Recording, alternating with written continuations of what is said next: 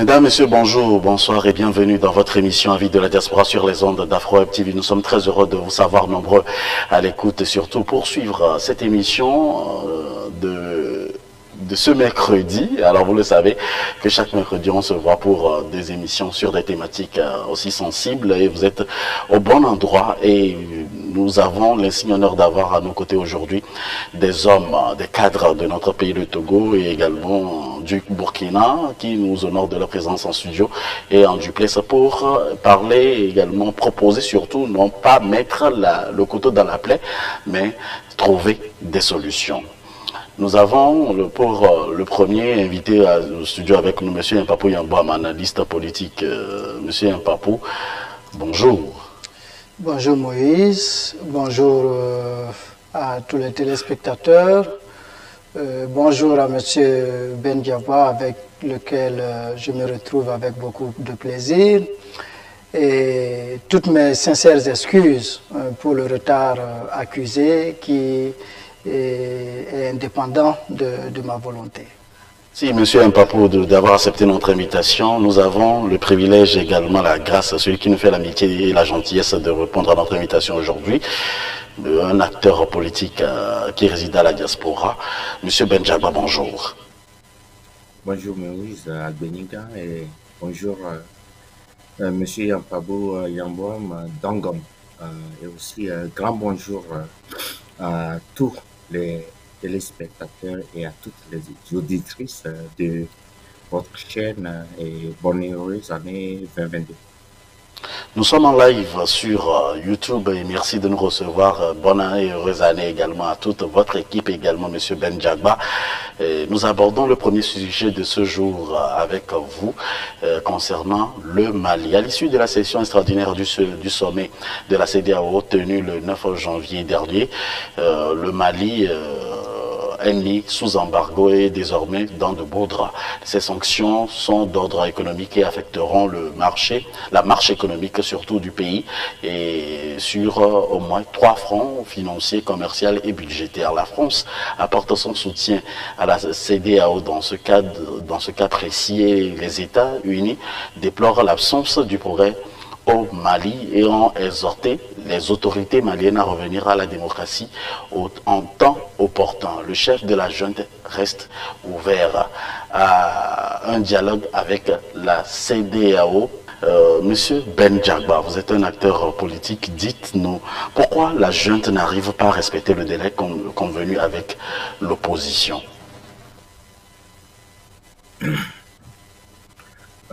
Monsieur Moïse, je pense que vous connaissez déjà la réponse à cette question dont vous venez de m'interpeller. D'abord, permettez-moi de vous dire que dans la vie, quand un bébé a une maman qui est sourde, ce bébé doit crier 2 fois plus fort pour se sécuriser son lait matinal. Vous n'êtes pas sans savoir que depuis 2006, et je me rappelle très bien que le Mali a été secoué pour la première fois par le terrorisme. J'habite aux États-Unis, j'ai travaillé pour une institution américaine, je ne vais pas donner son nom, mais bien avant cela, c'est-à-dire j'étais au Mali en 2006. Ma femme est malienne, elle vient du Mali, de Kati. J'étais au Mali en 2006, mais bien avant ça, pour les vacances bien sûr, bien avant ça, j'ai eu à travailler avec une institution américaine ici aux États-Unis. Et donc, ce schéma de terrorisme était déjà planifié. J'ai vu les dossiers, ça fait plus de 10 ans maintenant, donc j'ai l'obligation d'en parler. Je ne vais pas aller dans les détails, mais je vais quand même en parler un peu. Le schéma était déjà tracé par les puissances occidentales. Comment ils vont attaquer et tout. J'ai eu possession de ces documents parce que j'ai travaillé pour eux. Et donc, c'est pour vous dire l'emprise de ces puissances coloniales sur non seulement le Mali, mais surtout sur certains pays de l'Afrique francophone et quelques pays de l'Afrique anglophone. Toutefois, je pense que l'Afrique se réveille aujourd'hui, surtout avec sa jeunesse, surtout avec ses compatriotes, surtout avec les panafricanistes qui ne cessent de lutter nuit et jour pour le grand réveil. Aujourd'hui, je pense que la CEDEAO a préparé sa propre sépulture et il va falloir quand même qu'elle puisse quand même s'enterrer elle-même. C'est tout ce que je peux vous dire. Alors, si la CEDEAO le fait, comme vous l'avez dit, allez-y, terminez. Salut Monsieur Moïse, de ce discours vraiment sage, diplomatique de Assimi Goïta. Écoutez ça de bout en bout, vous allez voir que ce jeune homme a la tête vraiment haute. Oui, justement, ces sanctions ne seront pas des sanctions qui vont peser surtout sur le peuple malien. Monsieur Yampapou Yambouama. Merci. C'est un sujet très épineux auquel nous avons été invités ce matin à débattre. Et je pense que nous prenons la mesure de la chose. D'abord, dans votre phrase introductive, vous avez prononcé une phrase que je pense qu'il va falloir requalifier. Vous avez dit que la France soutenait les décisions de la CEDEAO. Non, je pense plutôt que c'est la CEDEAO qui soutient les décisions de la France. La France, à travers Emmanuel Macron, à travers Parly, la ministre des Armées, a énoncé tout ceci-là des semaines auparavant par rapport à leur volonté d'isoler radicalement le Mali de la communauté internationale. Mais comme vous le savez, dire que vous allez isoler un pays, c'est que quelque part, vous lui faites frontière. Mais la France n'est pas frontalière avec le Mali.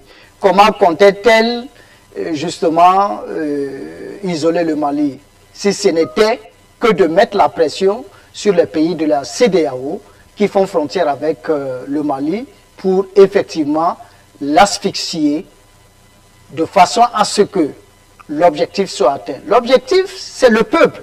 C'est-à-dire qu'il faut travailler à affamer le peuple. Il faut travailler à faire souffrir les populations de façon à retourner ces populations-là contre, en réalité, le gouvernement en place. C'est l'objectif. Toutes les jérémiades là qui se font derrière pour dire, bon, on va quand même ouvrir certains canaux pour permettre quand même à l'aide humanitaire et tout ça. L'aide humanitaire à quoi? Quand volontairement on décide d'empêcher un peuple de commercer avec les autres peuples du monde, quand volontairement on décide d'imposer un embargo militaire à un pays en guerre contre le djihadisme et le terrorisme international, le résultat c'est quoi? C'est qui on veut protéger? Vous voulez assassiner un peuple qui a décidé de se mettre debout. Je pense que la situation mérite que nous fassions un peu d'histoire. Et je vais invoquer ici la marche héroïque du peuple du Burkina Faso. Tout le monde se rappelle comment, face aux demandes pressantes des populations burkinabées, de faire en sorte que Blaise Compaoré ne se repositionne pas comme candidat, qu'il ne modifie pas l'article 37, celui-ci s'est obstiné. Sous le silence assourdissant de la CEDEAO Et lorsque le peuple a pris ses responsabilités et a mis hors d'état de nuire Blaise Compaoré, qu'est-ce que nous avons vu?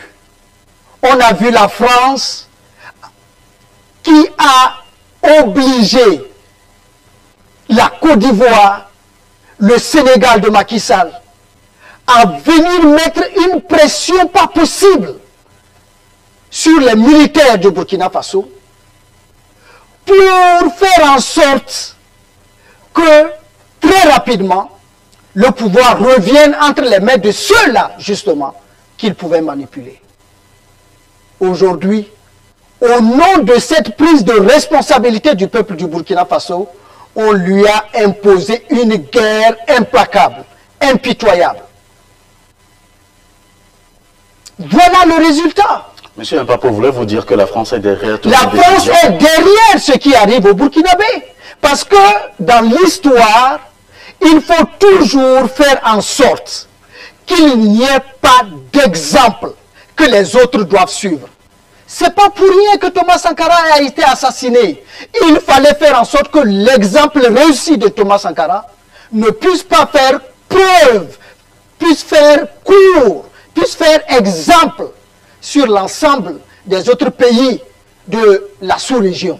Voilà pourquoi Thomas Sankara a été assassiné. C'était un assassinat hautement politique, orchestré par la communauté internationale. Et aujourd'hui, le procès de Thomas Sankara le démontre à suffisance. Donc, voilà un peuple du Mali qui s'est mis debout pour demander à un pouvoir corrompu, sous la manipulation de la France, de dégager. On lui a imposé une répression pas possible. Et finalement, l'armée a pris ses responsabilités pour venir au secours d'un peuple déjà suffisamment meurtri. Et je vous rappelle que ce régime de Ibeka a détourné de l'argent qui devait servir à l'achat d'armement pour combattre le djihadisme. Et c'est des gens comme ça qui viennent essayer de rétablir l'ordre et la paix. Pour les Maliens qui meurent par milliers depuis une dizaine d'années, d'asphyxier, de tuer à petit feu à travers des décisions iniques, cyniques, injustes et inqualifiables de la part de gens qui n'ont aucune popularité dans leur pays, de la part de gens qui n'ont aucun mandat. Ouais, mais monsieur Mpapo, je voudrais vous poser une question de savoir si la jeune pourra tenir face aux sanctions. La jeune doit tenir et elle n'a pas le choix. Mais le peuple... Elle est soutenue, pour le moment en tout cas, par le peuple. Et je crois que même un aveugle ne se laisse pas piétiner deux fois sur ses testicules. Et dans ce sens-là, je pense que les coups bas que la France essaie d'asséner en mettant de l'argent à flot dans la société civile malienne, dans l'opposition malienne, pour travailler effectivement à diviser ce peuple-là, ça ne marchera pas. Jusqu'à-là, on n'a pas encore de preuves. Non, à cette émission, si vous vous souvenez, je vous ai sorti des preuves où des gens de la société civile ont effectivement perçu de l'argent de l'Élysée pour faire en sorte effectivement à ce que le coup d'État populaire puisse échouer. Et c'est dans ce sens-là que Bandao et son premier ministre étaient en train de préparer en réalité un coup contre les militaires. Vous vous souvenez qu'on avait déjà fait sortir une feuille de route pour mettre au garage les militaires qui étaient justement dans le gouvernement. Et Dieu merci, Dieu a inspiré Assimi Goïta qui très rapidement a procédé donc au second coup d'État que nous avons appelé tout simplement un remaniement.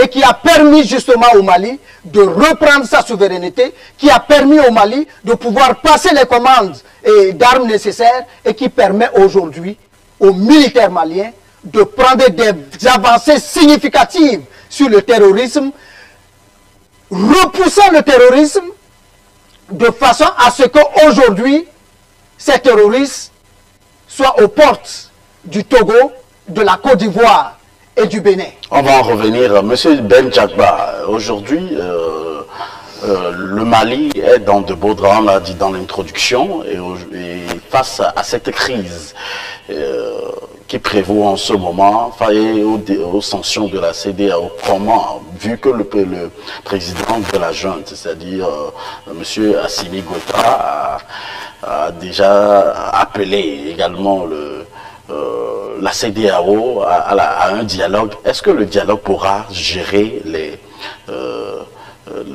les trucs ou soit les problèmes du Mali en ce moment? Bien avant que vous nous répondez, je vais me permettre de dire également à tous les téléspectateurs qui nous écoutent en ce moment qu'ils peuvent nous appeler sur le numéro affiché à votre écran, à leur écran, sur le +1 319 462 89 79 +1, un numéro sur lequel vous pouvez également appeler sur WhatsApp, ou que vous soyez en ce moment ou dans le monde entier. Merci également à tous ceux qui nous suivent en direct sur notre chaîne YouTube où le message est passé. Je pense que c'est sur YouTube plus que nous serons plus en direct. Vous pouvez ouvrir vos télévisions, vos téléphones en ce moment pour nous suivre partout où vous êtes. Alors, Monsieur Ben Djagba, répondez à ma question posée. Le dialogue sera-t-il la solution pour la crise au Mali?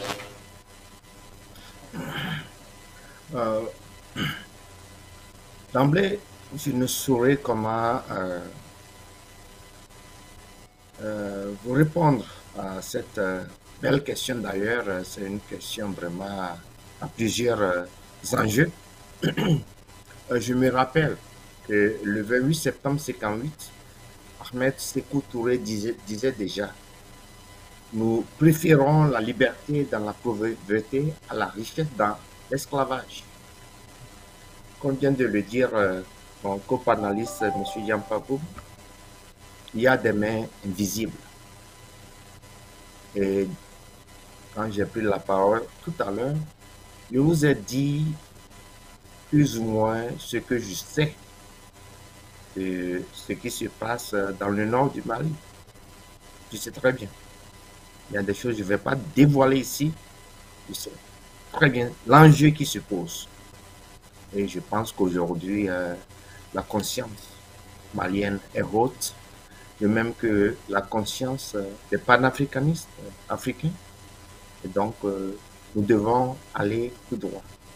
Aujourd'hui, je pense que la CEDEAO a failli dans sa mission. Et je l'ai dit, quand on a une maman qui est sourde et quand un enfant pleure pour demander son lait, que la maman ne l'écoute pas, cet enfant a le plein droit de crier 2 fois plus fort pour réclamer son lait. Enlever aujourd'hui de la CEDEAO les pays francophones, vous verrez ce que c'est que l'Afrique. Enlever aujourd'hui les pays anglophones de la CEDEAO, vous verrez que nous avons un ennemi commun, la France. Ça, ce n'est pas de la pure mathématique, c'est un jeu que nous tous savons aujourd'hui que la France est en train d'avoir sa mainmise sur surtout ces pays de l'AOF. Et donc, une fois encore, M. Moïse, je salue ce discours sage, courageux, très diplomatique d'Assimi Goïta. En même temps, je voudrais faire savoir à nos éditeurs, à tous et à toutes, que où était la CEDEAO quand des pays se permettaient de briguer des constitutions pour aller au 3e mandat et être élu? Où était la CEDEAO quand Faure a brigué le 3e mandat, le 4e mandat où était la CEDEAO.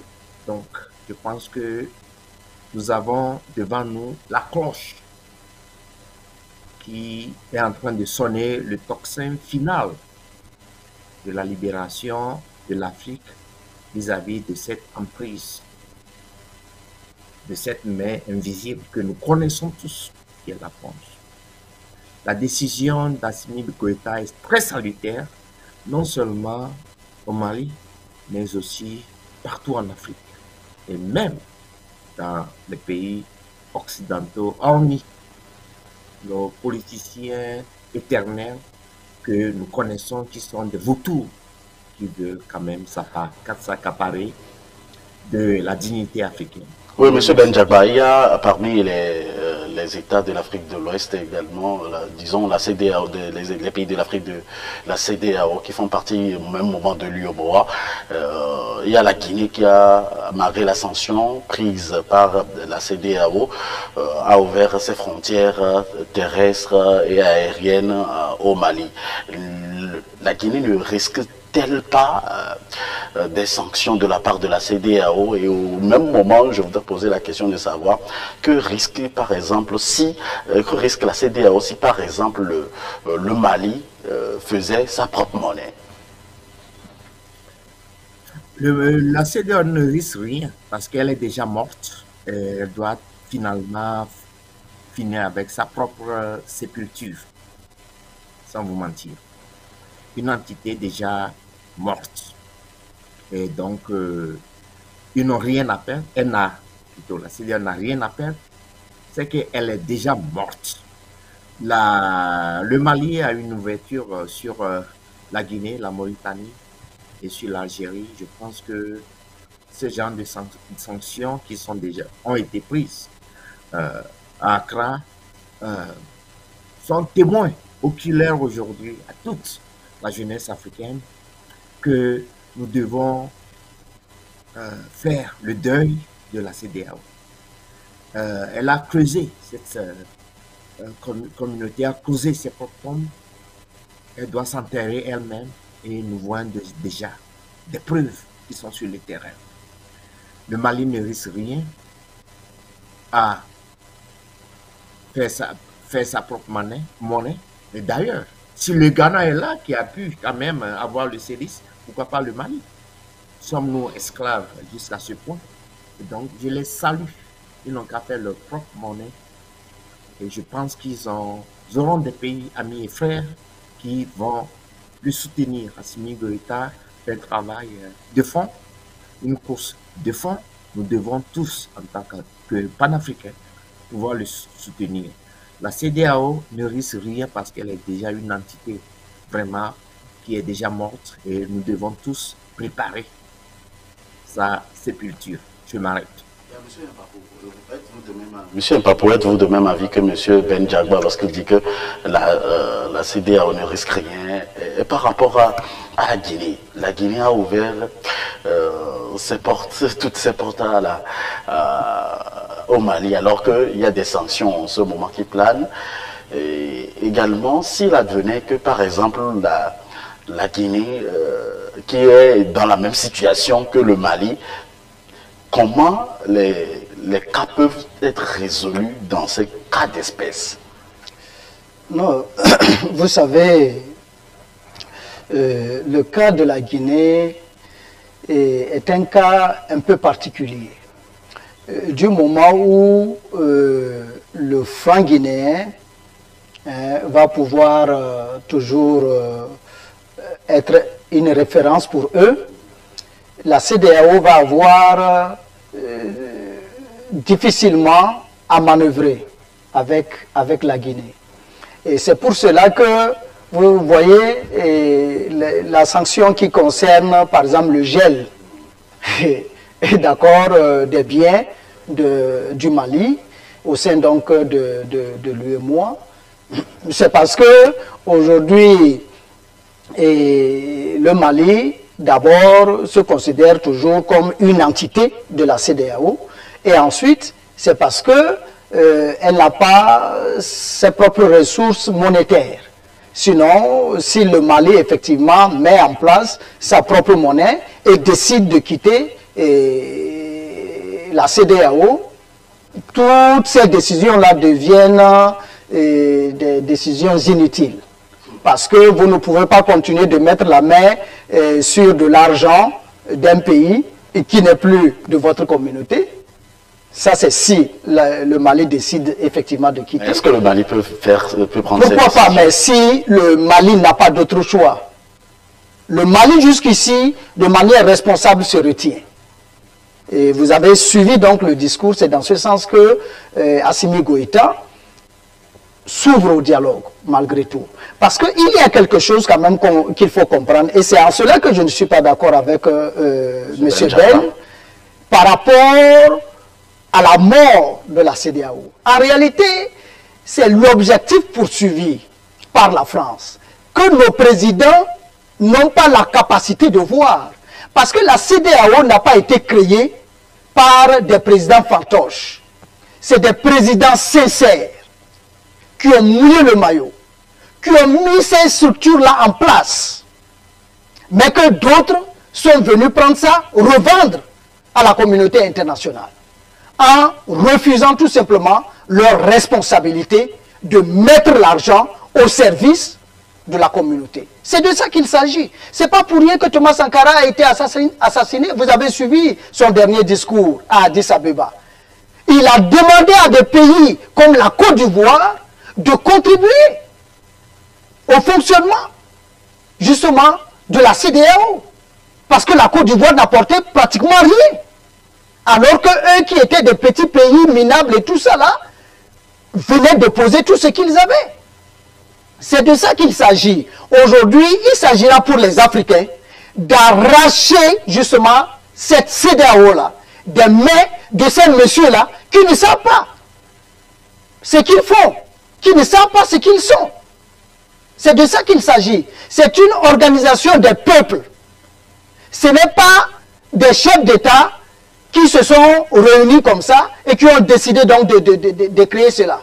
C'est sur la base de la demande des peuples d'Afrique que ces organisations ont été mises en place.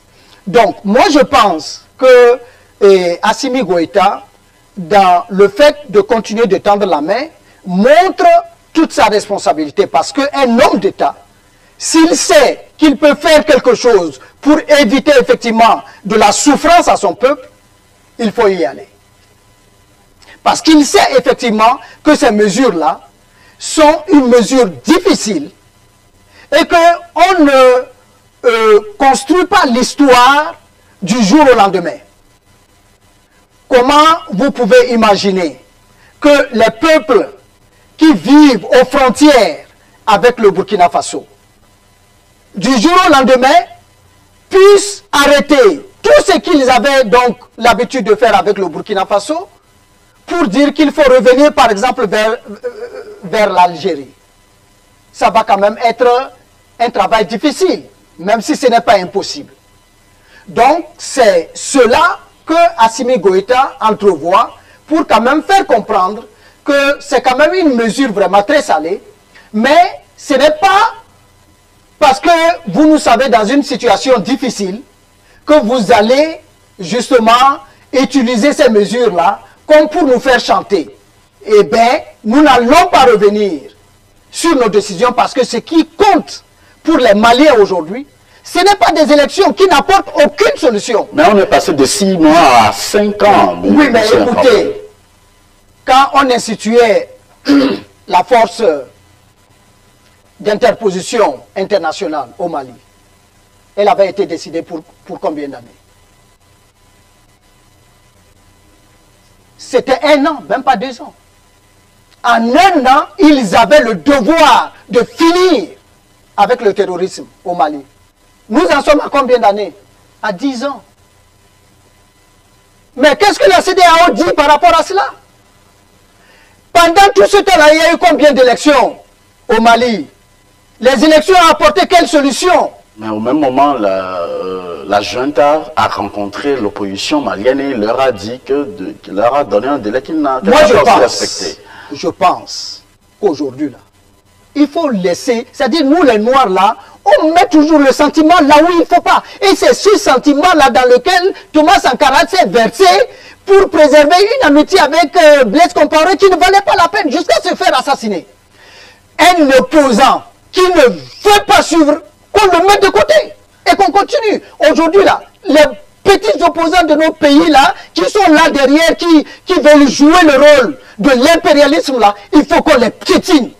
On n'a absolument rien à foutre avec ça. Oui, mais justement, M. Mpapo, quelle peut être la solution? La solution aujourd'hui, Assimi Goïta l'a dit, si un Malien est digne d'être appelé Malien, il ne peut que être solidaire du peuple malien. Ils doivent aller vers l'unité. Parce que c'est dans l'unité qu'ils vont pouvoir demeurer déterminés et forts. Donc, au-delà de l'unité, ils doivent travailler à la solidarité entre eux. La solidarité qui fait en sorte, effectivement, que les défis qui vont être posés, que opposants comme partisans de la junte puissent effectivement se mettre les mains dans la main pour continuer de défendre le pays comme il se doit. Troisième chose, travailler effectivement à donner les moyens qu'il faut pour faire face à ces défis. Moi, je ne comprends pas ce que la France continue de chercher au Mali. Il faut que la junte prenne ses responsabilités pour dire, ok, le petit pan là où vous êtes allé vous installer, quittez le pays. Il faut que les Français quittent définitivement le pays pour laisser à la Russie la totalité du territoire pour assurer les choses. On va revenir. Quatrième chose, les multinationales. Toutes les multinationales qui appartiennent à la France, qu'ils dégagent. Et que, effectivement, la junte puisse réorganiser ces multinationales-là pour les nationaliser. Et faire en sorte, effectivement, que ces ressources-là puissent bénéficier à l'effort de guerre pour refaire la paix, pour rebâtir la paix, au même moment que le dialogue continue donc avec la CEDEAO. Alors, l'appel à mobilisation des fils et filles de l'Afrique et surtout spécifiquement du Mali peuvent être les solutions à la crise au Mali, M. Benjaba. D'abord, Moïse, d'abord, M. Yampabo, je suis d'avis avec toi et je pense qu'on s'est très mal compris dans les idéaux fondamentaux qui sont les sources ou bien les pièces maîtresses de la fondation de la CEDEAO. Je suis d'avis avec votre introduction parce que l'entité, c'est-à-dire cette même organisation est devenue non fonctionnelle, raison pour laquelle je dis aujourd'hui qu'elle est morte. S'il doit y avoir une autre CEDEAO, je pense que le moment viendra, et je sais que la jeunesse africaine se lève, bras et corps, pour quand même refonder, donner une lueur d'espoir à notre Afrique, à l'Afrique des Kénites. D'abord, Monsieur Moïse, revenant à votre question, vous auriez quand même, je ne sais pas si vous avez, je pense que vous l'avez écouté, le discours poignant, très poignant de Assimi Goïta ce lundi. Je pense qu'il a quand même passé un message patriotique, diplomatique et vraiment rassurant, non seulement aux peuples africains, mais surtout principalement aux panafricanistes.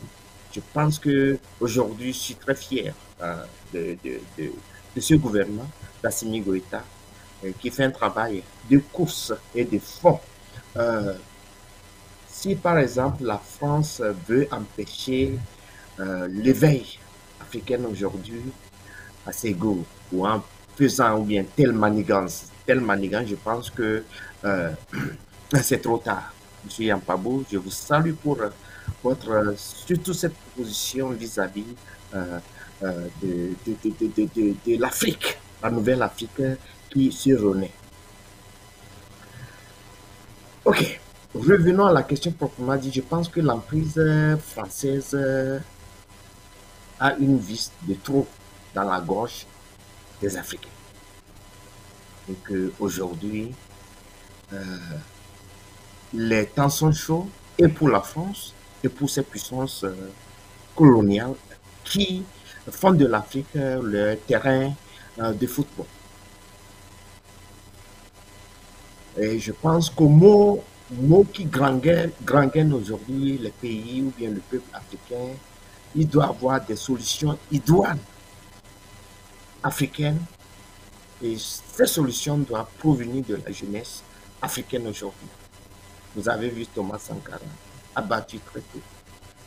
Aujourd'hui, Assimi Goïta, 38 ans, qui prend le rein d'un pouvoir qui est vraiment devenu, son pouvoir est devenu vraiment de l'eau sale pour la France à boire et surtout pour la communauté de l'Afrique de l'Ouest, la CEDEAO.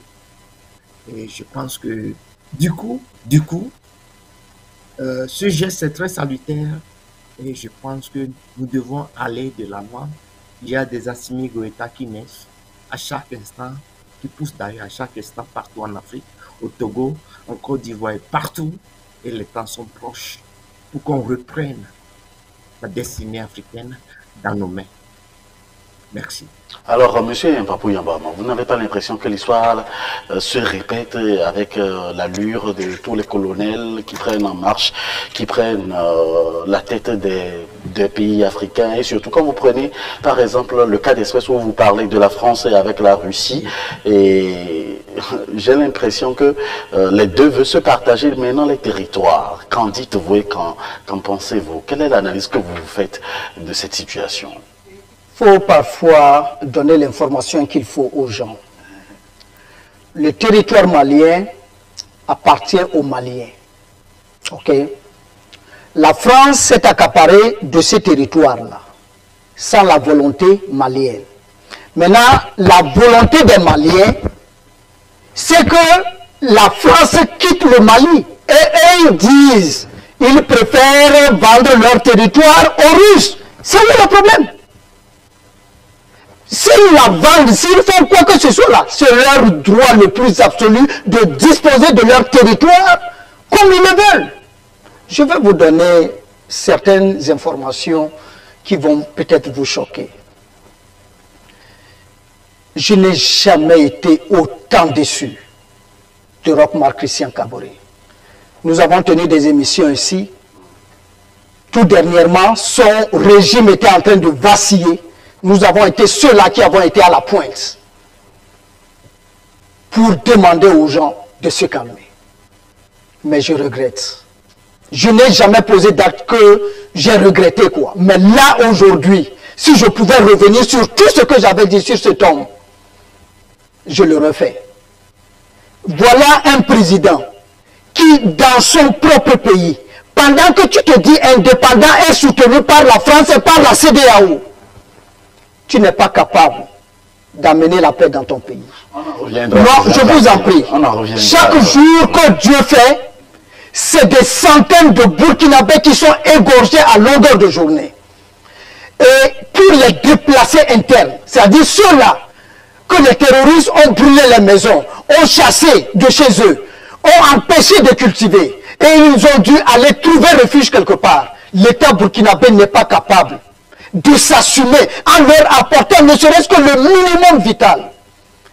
Il y a seulement 3 jours, mon organisation a dû se déplacer au Burkina Faso pour aller porter de l'aide humanitaire, des sacs de 25 kg de riz aux déplacés internes. Et c'est un président comme ça qui se permet d'aller s'asseoir et de prendre des décisions pour affamer un peuple qui est dans la même guerre que lui. Pourtant, un président qui a été incapable pendant qu'ils avaient décidé de mettre en place l'écho de la CEDEAO.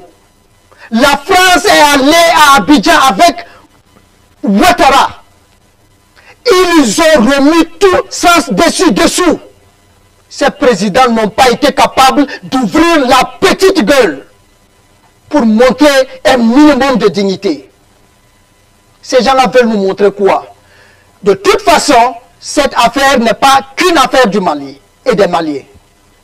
Et aujourd'hui, parmi les solutions, pour récupérer effectivement la CEDEAO, l'urgence panafricaniste de Kémy Séba appelle tous les Africains à se rassembler pacifiquement dans toutes les ambassades du Mali, dans les pays de la CEDEAO, pour faire comprendre que nous soutenons fermement le peuple du Mali et les dirigeants du Mali, pour que les présidents de la CEDEAO sachent que leurs décisions ne reposent pas sur la volonté de leur population.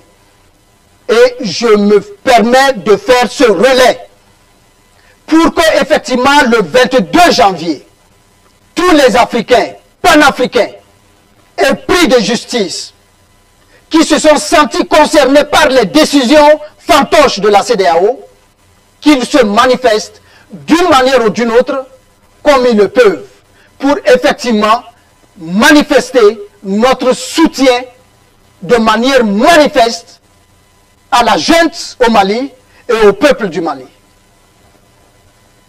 Merci, Monsieur Mpapo, pour votre émotion. Alors, merci. On va recevoir très rapidement un auditeur en ligne, un téléspectateur. Téléspectateur, bonjour.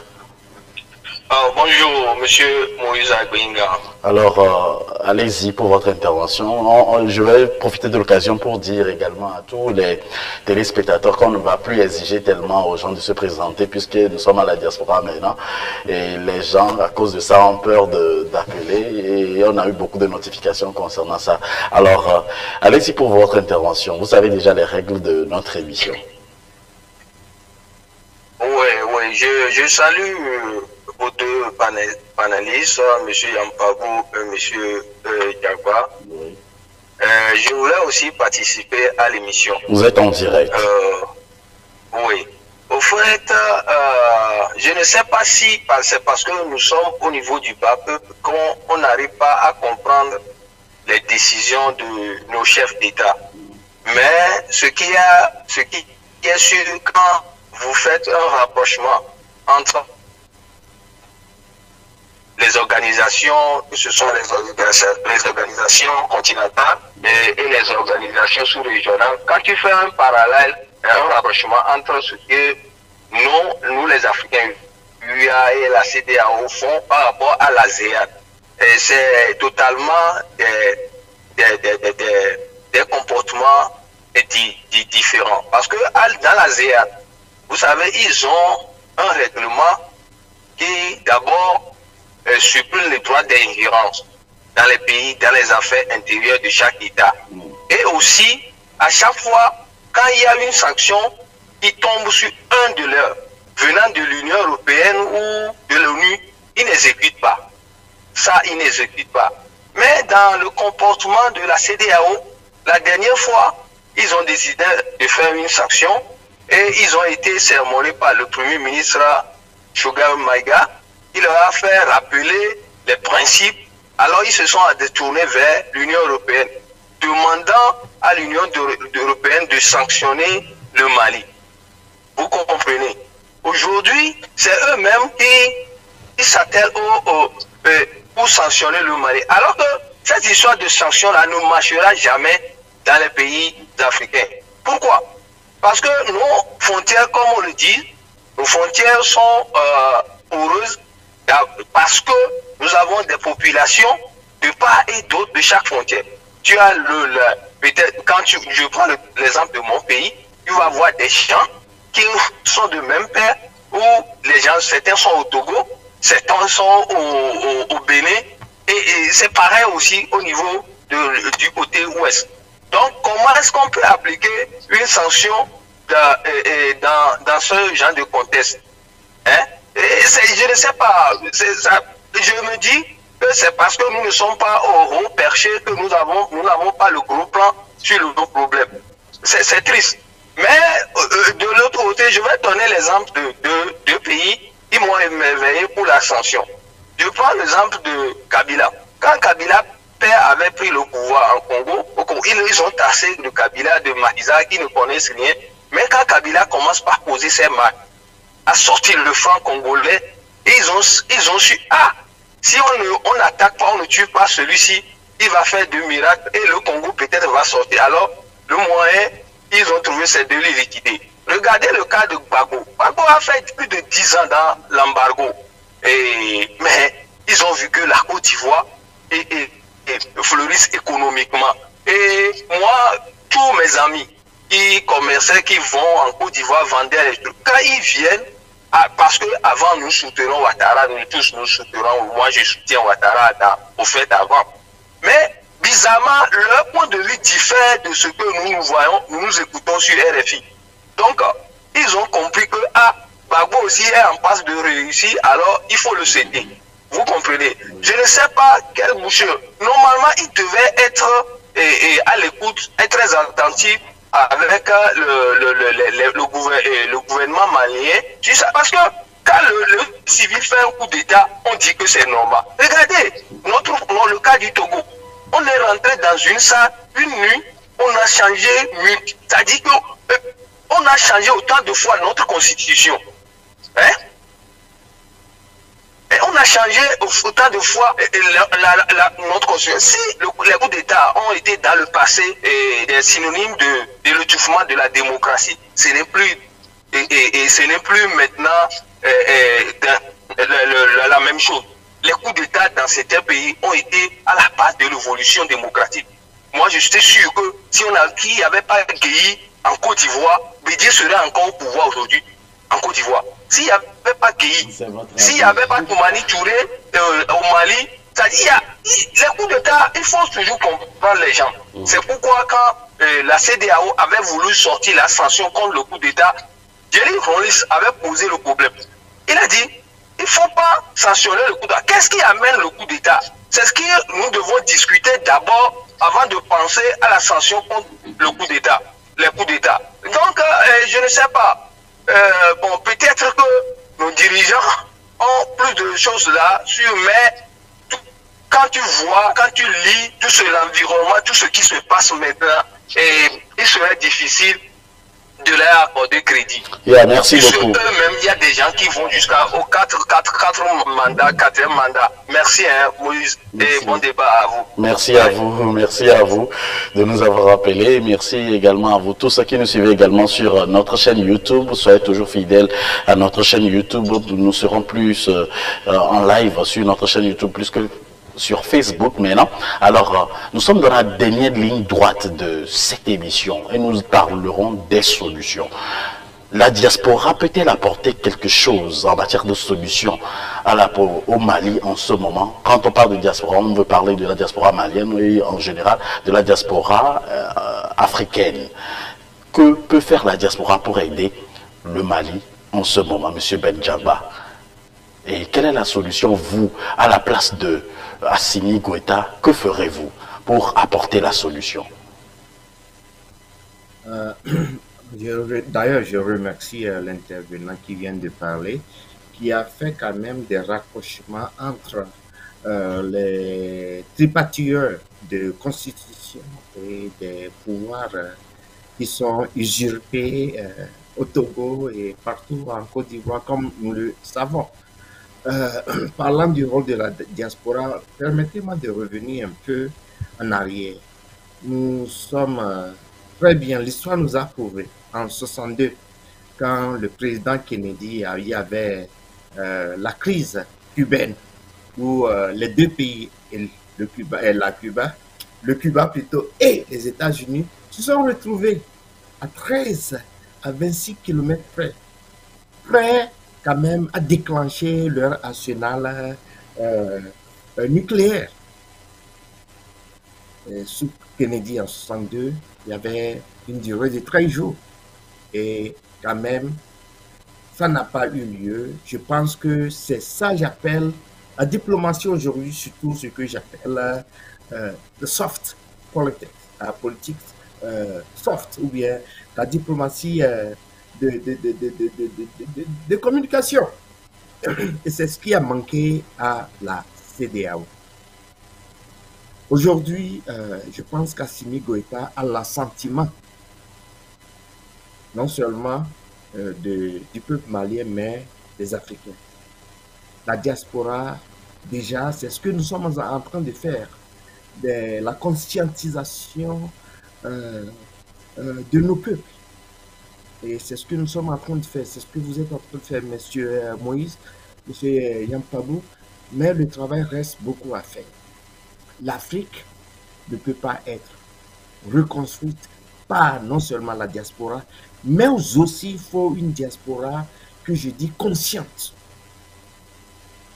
Aujourd'hui, imaginez, je rentre peut-être dans mon pays d'origine, le Togo, peut-être ils vont me prendre, parce que peut-être une fois j'ai parlé dans une autre vie très mal de fort. Et aujourd'hui, je le dis. Je n'ose pas quand même aller chez moi au pays, au Togo.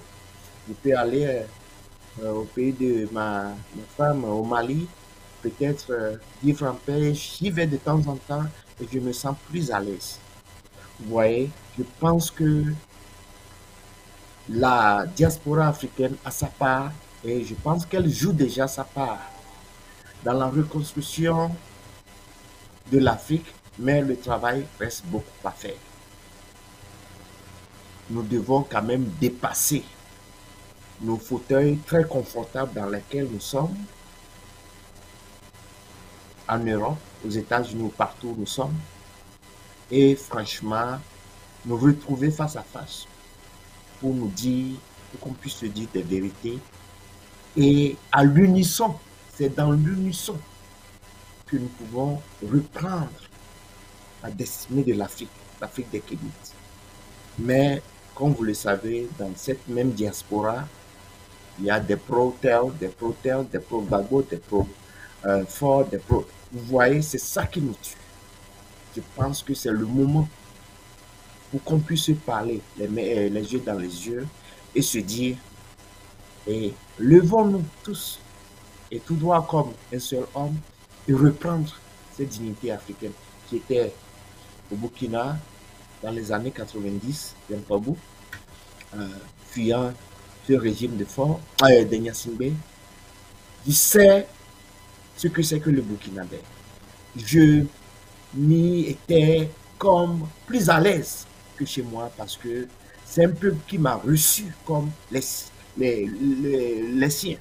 Ils m'ont reçu comme les siens et très bien, très courtois, très courtois, très poli, très aimable, même envers les étrangers. Vous voyez, c'est ça, cette Afrique que nous devons rebâtir.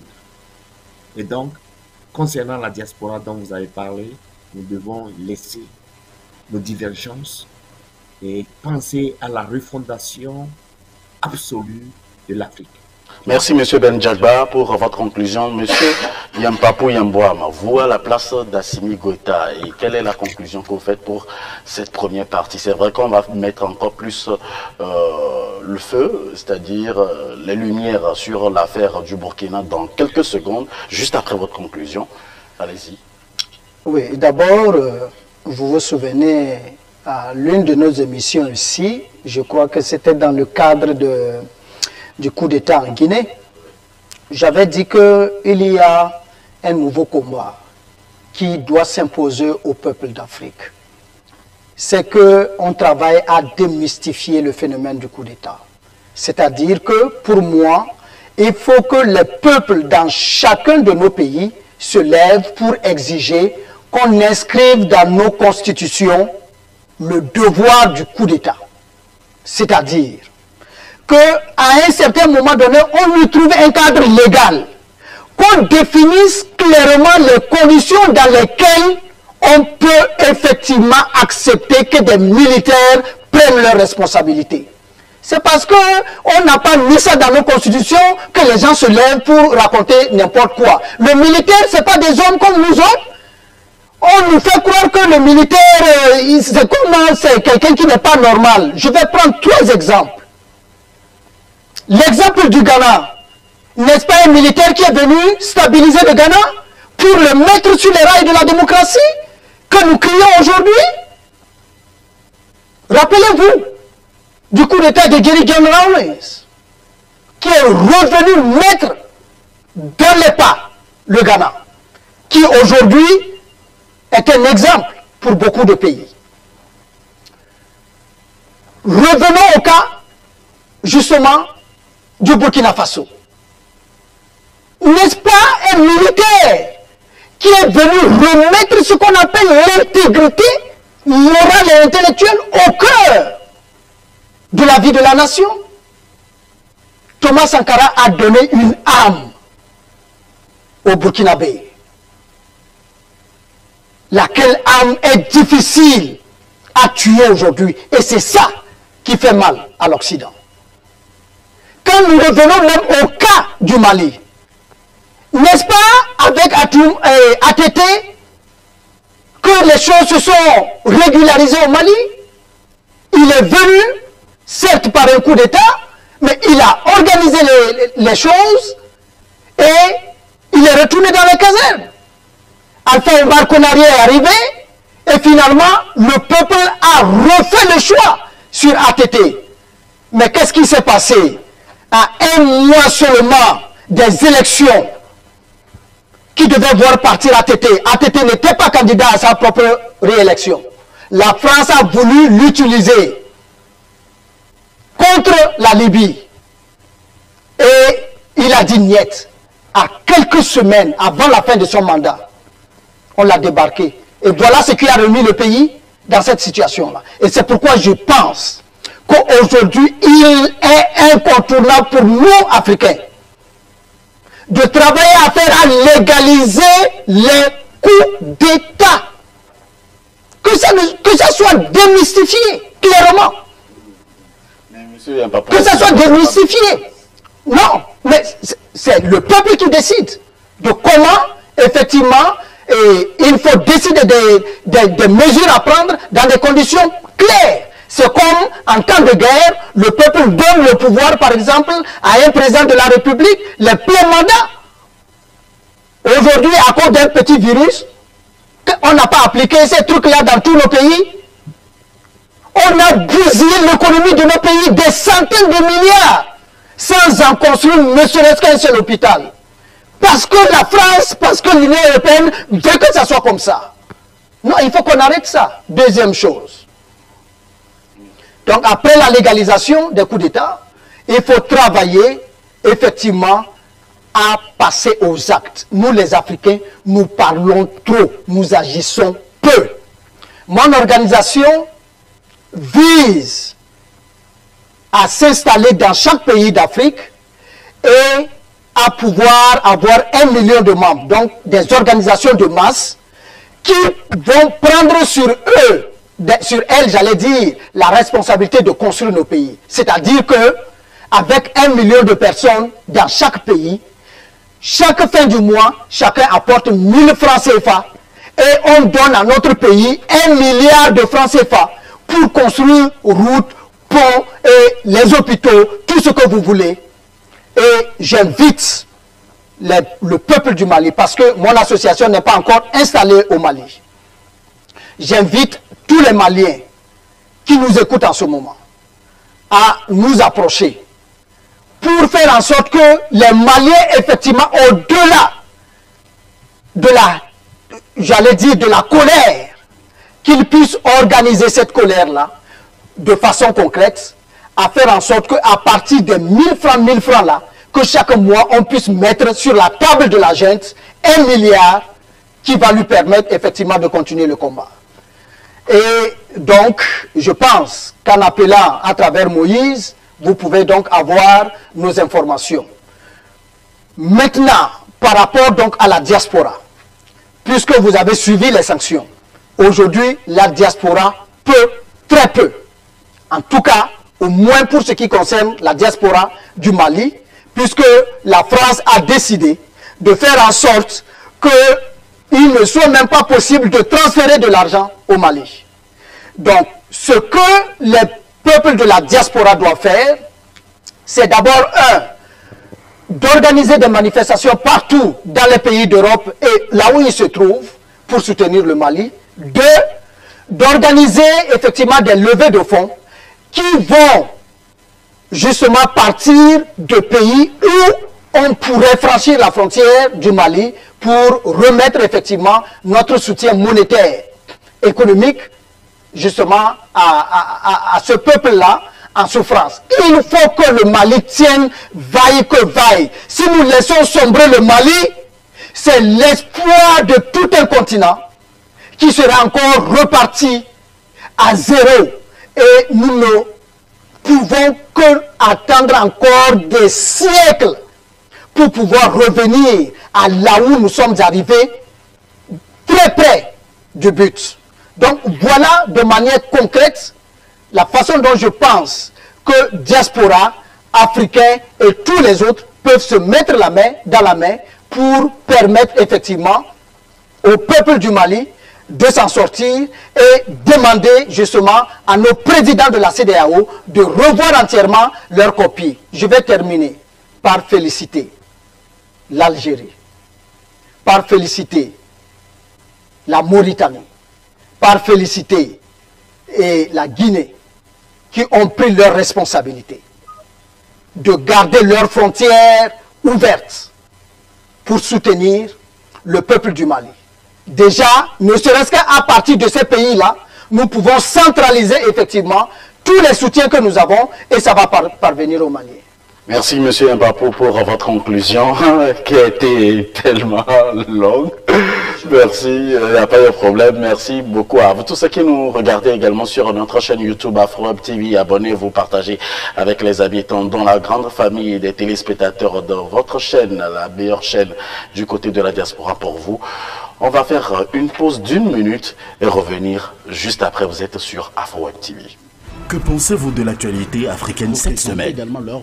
Chaque semaine, nous vous invitons à décrypter l'actualité de la semaine avec nous sur votre télé AfroWeb TV. Retrouvez les analystes politiques pour donner les différents points de vue sur des sujets de l'heure chaque mercredi à 11 h et chaque samedi à partir de 11 h Central Time sur AfroWeb TV. Pour participer, appelez-nous ou envoyez-nous des messages par WhatsApp sur le +1 319 462 89 79. Toutes les émissions disponibles sur afrowebtv.com et sur notre chaîne YouTube.